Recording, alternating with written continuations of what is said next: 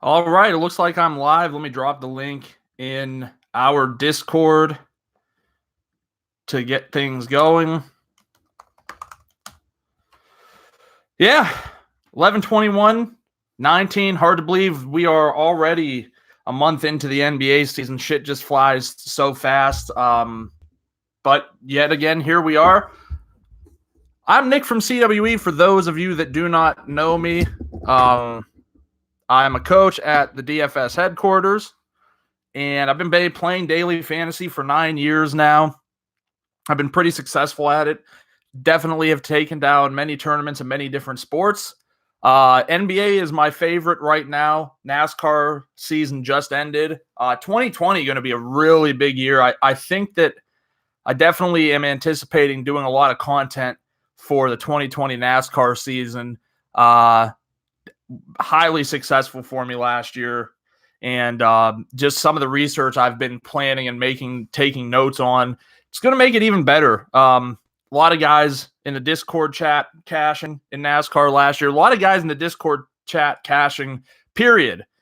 So we want to continue that. We'd love to bring people in. $15 a month. Right now, buy one, get one to the end of the year. Just want to grow this community. It's a bunch of good guys. We pretty much covered just about everything. Maybe like European League, we don't. But all the big boys are covered, and we've had, like I said, multiple guys take down 4-digit plus tournaments this year, so we hope to keep it going. Tonight, I mean, in my opinion, this is a really good slate. New Orleans visiting Milwaukee. Both teams, well, New Orleans definitely banged up, and Milwaukee lost Chris Middleton, so that's significant for sure because he was one of their highest usage players. That'll be a good one. And then we get the nightcap, blew the lead here. Portland missing Damian Lillard and potentially Hassan Whiteside visiting Milwaukee. Then we have the late game with the banged up Pelicans taking on the Suns, who kind of have been a little bit disappointing from a pace perspective. Like, I think we really expected these guys to just fire on all cylinders, and they've been a really slow team that has been a fairly defensively efficient team to start things out. So yeah, but it should still be a good game. I think that while the Suns are good-ish, they're probably not going to end up being great by the time the year is over, and they're dealing with injuries to Ricky Rubio. So what we just want to do real quick is just kind of go like game by game, team by team here and take a look at, some possible angles for us to take in tournaments tonight. Like 2 games, I don't know. I really don't know if I could advocate playing cash on 2-game slates. Super tough. It's really thin. If you make one wrong move, you are dead in the water. Cash games have definitely gotten very sharp as NBA news and analytics has kind of become more popularized over the last couple of years. But it's a really good tournament night because you could take some stands, and if it works out to your advantage, there's definitely some big upside. So I feel you, Bake. Portland injuries. We still have. Luckily, it's the first game. I think for sure by 8:00 we'll have some news on Portland. So yeah, big news with Portland is just it's going to be another game without Damian Lillard, and without Lillard on the court, we definitely see some increased usage for a few guys, most notably Anthony Simmons is a guy that I really like. He did not have a good game by shooting and scoring standards last time out, but with Lillard off the court, he's seeing almost a 5% bump in usage rate and then seeing, almost a 1/10 of a point increase on DraftKings. So it's certainly good enough because not only are we seeing him likely to have increased minutes, and he's questionable, but he did go through shoot around. One of the biggest things I see is that he sees increased production. Obviously, CJ McCollum sees increased production, a little bit more time. He does more ball handling. He ends up with about another 0.1 fantasy points per minute. It's a really small sample size, but Nasir Little, he was a guy I was really, really high on in on the slate on Tuesday night. And he helped me win a bunch of tickets and a bunch of cash because he was very low owned, and he was in a good matchup, and he had the double-double. And I think he's in play tonight for sure on DraftKings. I love Nasir Little. I mean, I think if Whiteside is out, he should get a lot of run because, man, I mean, Tolliver is old, and I'm not really convinced he's that good. Scal Labissiere, I like him. He's rangy. He just doesn't seem like a very tough basketball player. And Nasir Little, I don't think is that much bigger, like stature-wise, but he seems more willing to play tough basketball. So last thing I want to touch on, we know that like Lillard, we know that we know that McCollum, we know that Bazemore, we know that Simons are all guys who are likely to see an increase in productivity without Lillard on the floor. Let's take a look and actually see real quick what happens when Whiteside is off the floor as well, because Whiteside's a guy who gets a ton of usage, or at least he's in a position where he accumulates a lot of fantasy points because he's playing a roughly 30 minutes a game. He's a guy who's, a double-double machine. And it is a really small sample size without all of these guys. And it's still a major increase for Anthony Simmons, Kent Bazemore, most specifically. Nasir Little actually sees less usage, but it's a 19-minute sample, but he still has a very, very, very high increase in fantasy points. So, I mean, we're at the point of the season where it's just really tough to be able to kind of conclusively say what's going to happen when somebody sits, because a guy like Whiteside perhaps hasn't been out a ton, and he hasn't been out at the same time as Lillard, and those are two of the three big guns there. Little over Scal. I did correct myself eventually on Simons and not Simmons. It's confusing, even though there's obviously only one M. But anyway, I think I just don't know what we're really looking at in terms of Scal's floor. I think now that Little is entered into some role on this team, I think they're more comfortable playing him. I think they're more comfortable playing him in both, like when the game's close and in junk time. It's important to note that the vast majority of his double-double was accumulated like during the course of the game and not when things went south and they pulled all the starters with like 2 minutes to go. So he had this double-double against, New Orleans, and it's worth mentioning it is against New Orleans, and they're banged up, and they don't really have, and at this point, they'd lost Jackson Hayes to an injury in the game. So I think I would definitely be a little over Scal. I just don't think that you're going to see Scal get over 20 minutes, where I think Little, if Whiteside misses, there's a potential that Little gets into the 32 minute range. There's a chance Scal probably gets to like 24, but you could see Tolliver re-enter the equation. So for now, I'm kind of sticking with Little, and I think I haven't mentioned Carmelo Anthony. I do like Carmelo Anthony. I've been told I'm kind of crazy for liking Carmelo Anthony. He's 3,900 on DraftKings. He was dealing with foul trouble. They said they'd play him 20 minutes. He got to 24 even with foul trouble. Anthony still wants the ball. He was still active enough. It's possible with his visibility on a 2-game slate, someone seeing the name Carmelo Anthony and him being under 4K on DraftKings is going to be enough for people to want to pull the trigger, especially since we do have Little's price went up, $600. So now he's priced more than Anthony. on a slate where you could be looking for some value down there, like I think Anthony's a guy, and I think Milwaukee has struggled with its 3-point shooting, so he's a guy I don't mind taking some stands on either. Milwaukee, I think it's pretty. So the first thing I noticed I wanted to look at was Milwaukee played last night. And it was a competitive game, but all of their starters saw less minutes than they normally saw throughout the year. So I think there was some load management being done with the Bucks last night that makes me feel good about the fact that on a nationally televised game, we're going to see full-on Antetokounmpo. He is a guy, in my opinion, at 10.6, there's no reason that he shouldn't be like maybe even completely and totally 100% owned. I mean, sure, there's always the chance of injury. That's a very real thing.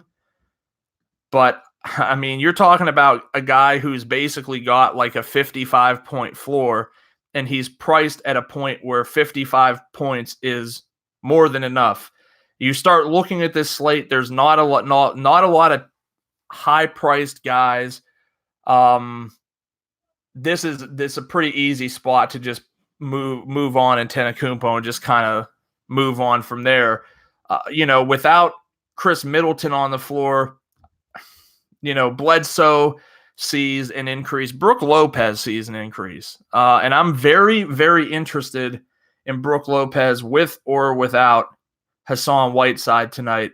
I think Lopez is kind of like a difficult matchup for Whiteside because Lopez doesn't hesitate to go to the perimeter, and his willingness to take some of those 3-point shots, I think he'll have an easier time dealing with Whiteside.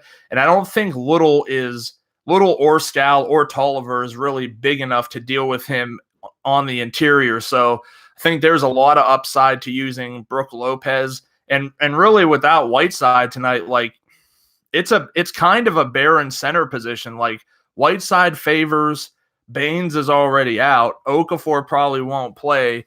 Like it's slim pickings, and Lopez is sitting there at 5,400. I love Jackson Hayes. We'll talk about him in a minute, but reality kind of dictates here that there's not a ton of guys who I see being able to get over that 40 or even to the 50-point mark. Brook Lopez is definitely one of those guys. So I want to have a good amount of exposure to him tonight with or without Whiteside. Bledsoe, he's always a good tournament play because he's got that upside too. His price fell. It's kind of crazy that we see these guys with falling prices on a 2-game slate. So you could you can literally just plug anybody in for the most part. I don't love that.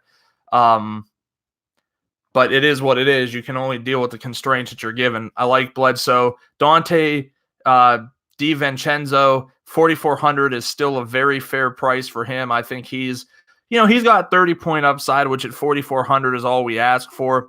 Guys like Sterling Brown, George Hill, Wesley Matthews, Pat Connaughton, these are all guys that are options if you're running like 20 or more lineups. And I do think this is a good night to kind of get in on some mass multi-entry, 20-entry max action. Do the quarter, it's $5. I mean, and I don't want to sound ignorant because $5 can be a lot of somebody's bankroll or it could be a little, but it's a good opportunity to kind of test, how to build some of these lineups and how to take different approaches. There's going to be some like cheaper player that nobody is on that in a 2-game slate, people are going to gravitate to certain value plays. If Whiteside is out and they announce Scal is starting, Scal's going to have a ton of ownership. So, these easy pivots are to anyone on the same team as Scal playing the same position, because if he's going to have high ownership, people might not be invested in playing 2 people from the same position on the same team. This is also a good time to kind of note what I'm talking about here. So I use Roto-Grinders as my optimizer. I use Roto-Grinders Court IQ to kind of look comparatively at how people do when someone else isn't playing. I think one of the biggest, there's a couple of flaws that I really think are active in fantasy players' processes. And a lot of people will disagree with me on the first, but there is no worse stat than DVP. DVP is a myth. It's pretend. It's aggregating way too many people that aren't the same type of player together and trying to allocate a certain result to them when it's not really truth. It's a lot of noise and far less good information than it really seems to be. You can't sit here and tell me that like Andre Drummond and let's think of even Brook Lopez. You're not going to convince me that those guys are the same player type. They're just not. They've got entirely different skill sets. They're entirely different types of players in terms of how they amass fantasy statistics. So just because they play the center position, the results against those two types of players could be wildly different if a team is bad against center. So I look at it more of like a player type. There are post bigs, there's versatile bigs, there's versatile forwards, there's combo guards, there's scoring guards, there's distributors, there's 3-and-D wings. Fantasy points per game is just not a good statistic to look at. It's aggregating everything that's happening, but at the end of the day, we are focusing on what's happening tonight. So if you get locked in on fantasy points per game, you're going to lock yourself into a lot of bad plays because you don't necessarily know situationally what that player has done. Like a guy can literally not play at all and play one game in junk time, play 15 minutes in a complete blowout, and be 3K, and it'll show his average fantasy points per game being 25. Well, are they? No, because he was sitting on the bench every other game.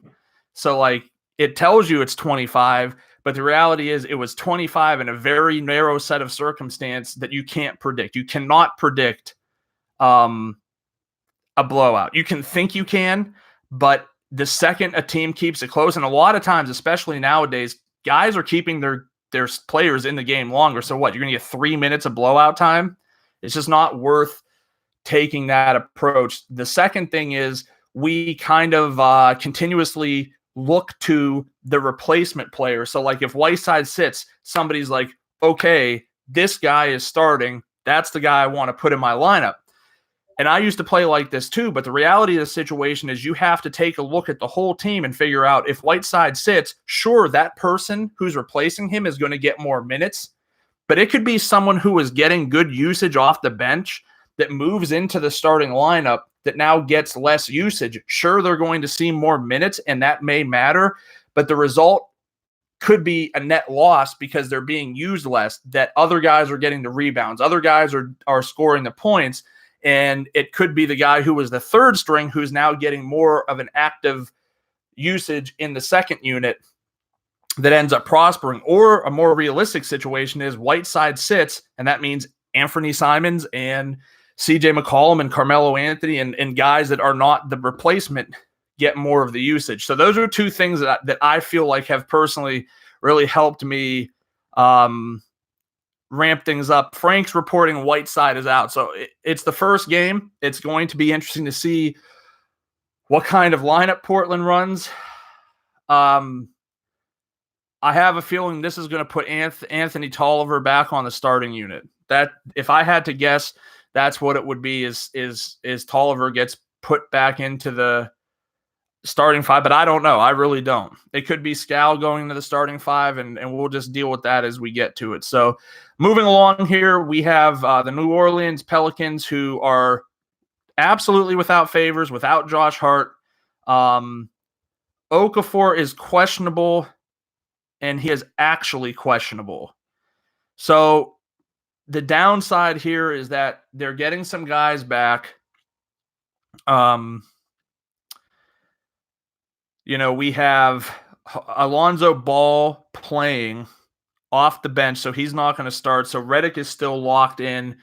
I would imagine that he still gets some type of run here, like 28 to 32 minutes would be my guess. And I think that was tentatively what he was getting before he got injured.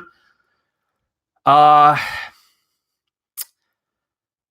this is definitely a tough one. Lonzo coming back hurts Reddick a little bit. It hurts maybe Heinrich a little bit, but probably him less. It hurts Nickeil Alexander-Walker. It hurts Frank Jackson. It hurts Etuan Moore. It probably takes Etuan Moore pretty close to out of the equation. And it probably hurts Drew Holiday a little bit. So with these guys getting back to health, I feel like I am far less interested in looking at Drew Holiday. I think he's too expensive on DraftKings. I will say one of my favorite plays, period, all year has just been Brandon Ingram when he's healthy. And after coming back and having a pretty good game, that first half really had me thinking he was going to get to that 50-point mark. He only got to 42 fantasy points, but DraftKings decided that wasn't good enough for 7,200, dropped him to 7K. He's the guy in my model right now, my number 2 value play. My model actually thinks that he is liable to put up about 48 fantasy points. I tend to agree with that. I think this game is going. I think New Orleans is a more competitive team with Brandon Ingram, so I think that they'll be able to stay in this game. So I want to take some shots with him for sure. Like I said, he's probably my favorite play. And then looking down, man, these guys are all like GPP plays. If Okafor sits, I think Jackson Hayes is still squarely in the mix. He got hurt, probably could have gone back in, but the game was kind of in hand at that point, so they just read out Nicolo Melli. Melli is still probably going to see time. I can't fathom a situation where he's not seeing these like late 20s minutes. I do think a lot of his production, he probably had like 4 to 6 points that ended up being a result of Hayes having to sit. But at 4,500, he's still enough of a value play that I think, he can be used in these circumstances. Lonzo Ball at 5K, probably too cheap. It was a hip injury, so it's tough to say if he'll ease back in or whatever. I mean, it's been 6 games. Maybe they only play him like 25 minutes. It's tough to say. I'd prefer him in tournaments. Heinrich has not gotten expensive enough. I think he's still in play. He's probably not my favorite, though. So, yeah, it's going to be fun to see what happens there. And then we have a banged-up Phoenix Suns team. Ricky Rubio is a game-time decision. He came in doubtful. And then he got, I don't know if you want to call it upgraded, but he's now not doubtful, and now he is just regular, a game-time decision. The problem with this is Ricky Rubio is 5,600, and in this game, if he plays, he is a virtual lock to shatter that price tag. And this is a guy who has been playing extremely well. Up until that point, has really kind of muted Devin Booker's upside. And he's sitting at 5,600 because he was out a game. Then he tried to play. Then he had to leave the game. So the slate is going to come down to Ricky Rubio, because if Rubio misses, Booker's going to do a little more ball handling. This is a really good matchup. I mean, Oubre's in a super good spot. That price is very good for what his upside is against this team. Aaron Baines is out, so we are looking at like Saric. We're looking at Frank Kaminsky. Check Diallo, he didn't get the time. Javon Carter, he just doesn't do much. He logs minutes, but he just doesn't do much. He could in this game, so at 3,300, he's still someone in my tournament builds that I'm willing to have ownership on, but this is definitely going to be a tough one, man. It's really unfortunate that this game is 2.5 hours after lock, because it doesn't give us much actionability. Another guy who's worth mentioning, Cameron Johnson, is he's going to be the biggest beneficiary because he actually does stuff. He's going to see time at the 3 and the 4. They have been running him a little bit more as of late. And with Baines out and Kaminsky having to play the center position a little bit more, he gets, more minutes. And this is an excellent opportunity for him at 4K. He's firmly on the cash game radar. It doesn't matter if it really doesn't matter what happens with Rubio. He's going to be on the cash game radar in general. So it's going to be a fun little slate. Like right now, I'm going to plan and build some lineups with Rubio. It is really tough to kind of figure out what to do. I'm not going to lie. It's a very, very difficult situation to really try to dig into. It's a really good matchup for sure. And I'm just trying to take a look at some ownership numbers right now just so that we can get a feel. Like, obviously, Antetokounmpo's near 80% expectation. Booker at 64. McCollum at just under 50. Ingram at 63. Brook at 35. Anthony Simons at 50. Kaminsky at 43. Jackson Hayes at 25. So there's a lot of meat on the bone there. Bazemore 32. Hood 28. Hood does not really... Hood's going to see his 32 minutes regardless. He's a bland player, in my opinion. Nasir Little at 9. That's extremely interesting. It'll be interesting to see what happens. I'm really hoping to see Labissiere or Tolliver starting. I think they're going to have to. Nasir Little he really can't do the 5 unless they try to play super small if it starts to work. I can't imagine it's going to, but we'll see. But regardless, he's going to see time. Cam Johnson, 10%. I think that's a really good price. I don't really see, Tyler Johnson played a good amount of minutes. It's worth mentioning him. He's been horrible, quite frankly. He's had a really bad year so far. So this is a slate where you might need to leave some money on the table for sure. Drew's ownership is expected to be pretty low. Roto-Grinders has him with a 30% ownership expectation. Drew is going to be one of those point, like he's a point of decision because he does a lot. He can contribute with peripheral stats. He's good at steals. He's good at blocks. He's a double-double threat. In the right situation, he could be a triple-double threat. Not sure this is the right situation, though. You would have to think overall without Baines that Phoenix's rebounding capabilities take a little bit of a hit. It could be a good spot because I don't think salary is hyper important. I think you could get away spending a lot of it. I think you can get away leaving some money on the board, but he's definitely an interesting way to take a stand. If his expectations of ownership, and I wouldn't be more surprised to see it like around 20, because you have Giannis, so that's a lock for most people. Booker coming off a 50-point game going against the Pelicans, you have to think that's a high point of interest. Oubre coming off and having a really good year for the most part. He's cheapish. Ingram will see a lot of ownership at a price that he shouldn't be at. So when you start talking about things like this, you definitely see an opportunity where someone like Drew can have lower ownership. And, he's a great basketball player. So, he could easily change the face of the slate in the early games if he has like a 50-point game. If this game gets hyper competitive, and look, Milwaukee has been keeping things close with some teams.